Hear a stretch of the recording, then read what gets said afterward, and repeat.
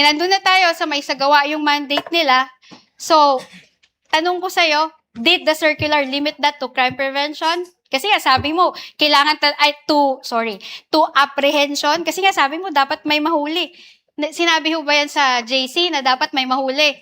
Ang nakalagay po kasi sa JC under 4.8.5 Hindi, is proof of sorry, success. Your Honor, please. Let the witness answer, Your Honor, please, Mr. can the- Presiding Officer, can- can the counsel be instructed not to stop the witness at mid-sentence, Your Honor? Your Honor, please, can the witness be directed? You just answer with yes or no. The counsel has her time to ask clarificatory questions later Your Honor, during not all redirect, Your questions. Honor. Not all questions can be answered by yes I am or on no. cross, Your Honor, please. Counsels. Never mind if you're on cross. There are limits to cross-examination. Misleading questions are not allowed They on are cross. allowed. Counsels, I don't think I need to lecture please, you that. counsels, let's not allow the generational or seeming generational divide increase the tension in the courtroom. Let's keep it a notch lower. Your Honor, please, I am preventing myself from giving her a spanking, Your Honor. That is what I would Your have Honor, done please. Again, in again, the counsels. generational divide, Your Honor. Your Again, Honor, counsels, you are all members of the bar and Yes, you're Your Honor. all counsels I submit, for the I parties. submit.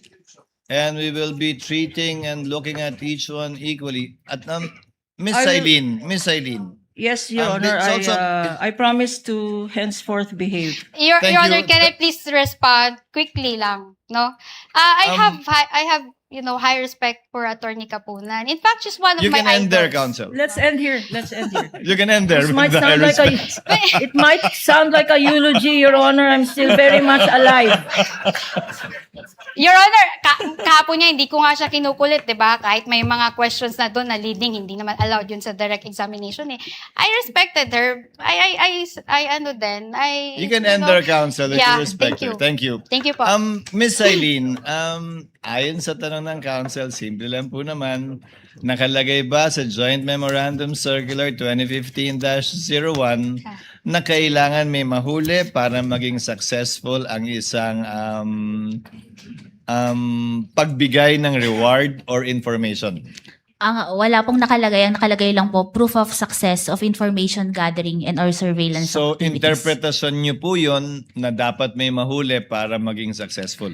I base po yon sa aking professional judgment and based on the evaluation po ng documents na ito is based po sa joint circular. Pero hindi po yun nakalagay sa joint circular na maliwanag. Hindi po. Nakalagay lang po proof of Interpretasyon success. nyo na po yun.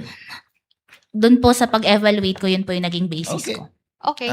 Please proceed, Attorney Christine. Salamat po. Okay, so sa tingin nyo, no, dahil gusto nyo dapat may huli, hindi part ng confidential activity yung crime prevention? Ganun ho ba? Hindi ho siya part nun? Pwede pong pakiulit? At hindi ho part yung crime prevention na walang nangyaring masama. Doon sa event na yun, hindi ho yun part ng confidential work or surveillance? Hindi pa po siya sufficient as proof of success. Hindi siya sufficient. So, dapat talaga may mangyari na krimen at may mahuli para po may proof of success tayo. Kasi nga po, meron po yung for payment of information and payment of reward. So, yung payment of information, yun kasi yung nakakatulong din sa... Simple lang naman yung tanong ko, Celine, no? What if walang nangyari na masama dahil nga sa ginawang confidential work? At nag-certify ngayon sila Chika na walang nangyari na masama. There was no untoward incident. Ano yan? Your Honor, we Isn't object. that a proof of success or not? What is the objection of counsel? The question is speculative, Your Honor. This is not based on what ifs. This is based on facts and documents submitted, not on the what ifs of counsel for respondent. It's Your not a Honor. what-if counsel because it was stated in the report that there was no untoward incident. Actually, that would have been one of the questions of the presiding officer as well later on. Attorney Silene, ibahin natin ang payment for reward at payment for information. Ang payment for reward, yun ang hinahanapan mo ng success. Opo, tama po. Yung payment of information, hindi mo hinahanapan ng success yun. Hindi po. Tama po ba? Opo, tama po. So yung reward, kaya yung reward ang dinisallow at yung information, hindi mo dinisallow yung bayad na yun, di ba? Hindi po na-disallow yung purchase of information. So ang dinisallow mo lang nga ay yung payment of reward, for rewards rather. Opo, At tama yun po. ang hinahanapan mo ng success, hindi yung information. Hindi po. Magkaiba yun. Opo, magkaiba po yun. Okay. You may proceed, counsel. Okay. So, doon sa payment of success, no? Bilang requirement nyo na may dapat nahuli, no? So, ibig sabihin ho ba nun, dapat may mangyaring masama para may mahuli? Kasi po, gaya nga po nung kaninang Hindi, dinidifferentiate ko. sagutin nyo lang ho yung tanong ko. Simple lang naman yun, di ba? Kailangan may mahuli.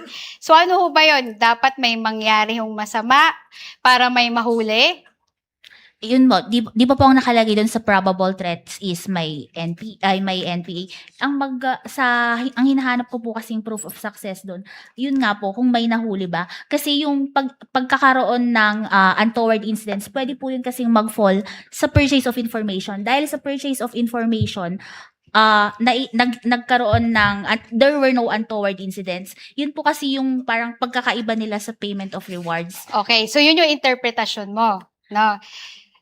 So, bawal magbayad ng reward dahil nagkaroon ng tip na may information na may mga taong may gagawin na masama. Your Tapos, Your Honor, I'm on cross-examination. Tapos, Counsel to finish. napigilan natin kasi nga hindi tayo pumunta sa lugar na yon, hindi tayo nag-conduct ng event sa petsa na yon based on confidential information. So, walang untoward incident. So, Your- bawal ho bayaran ng reward yung tao na, Excuse na me. nagbigay ng information. Are you na yun. done with the question?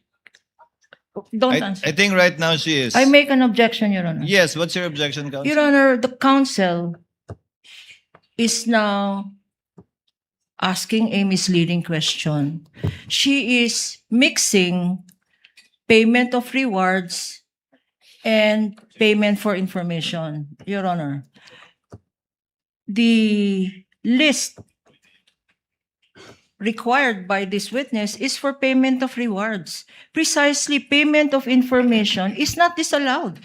Now, counsel is saying payment of information is may we ask her to reform? Is she Yeah, I referring can- to I can. payment of rewards Reward, or Your Honor. payment for information? Because the information here is not disallowed.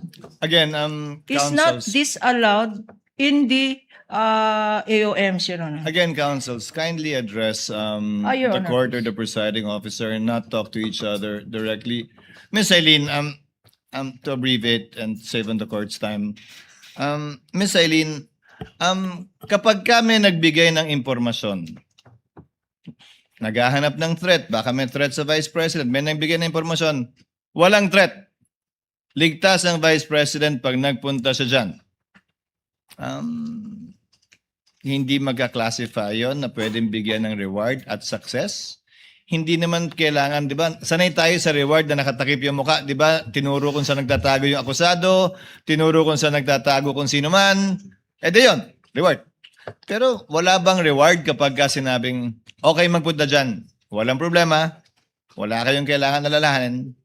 Is that information or can that also be reward? Magpo-fall po siya sa information. So, kailan lang magiging reward yun kapag may naturo? Opo, kasi yun yung proof of success. Tuloy niyo po. Yun yung proof of success ng information na ibigay kasi may na-apprehend po or yun po, ganun po. Yun, ulitin ko po yan ang interpretasyon nyo, pero wala po yan sa Joint Memorandum Circular. Opo, based po sa, yun po lang yung hinihingi under item 4.8.5.b. Ngayon, saan nyo ba binase ang interpretasyon nyo yan? Yan ba yung ginawa ng lahat ng mga nauna sa inyo sa pwestong yan? Kinopya nyo lang? Or sarili nyo po yan at ngayon lang ginawa yan? Doon po sa mga ibang na-audit ko, ang ina-attach po talaga nila is yung payment of rewards na may mga nahuli po. So lahat ng inaudit nyo nung nakaraan, for consistency's sake, merong nahuli o na-apprehend. May ganun pong mga naka-attach na mga dokumento. At tulad dun sa iba, kapag walang nahuli o na-apprehend sa reward, ini-AOM o dinidisallow o sinususpend nyo, Hinahanapan po namin ng proof of success. Opo. na may nahuli nga. Opo. to prove consistency on your part. But do you have any knowledge na yung mga predecessor mo, yan din yung standard na ginamit? Pare-pareho po kami na based sa joint circular po ang aming basis ng audit. Pero wala nga dun eh. So interpretasyon mo, yan at yan yung interpretasyon din ng mga nauna sa'yo sa pagkakaalam mo? Sa akin po, yun po yung naging Sa'yo lang. interpretation. Opo. Okay. You may proceed.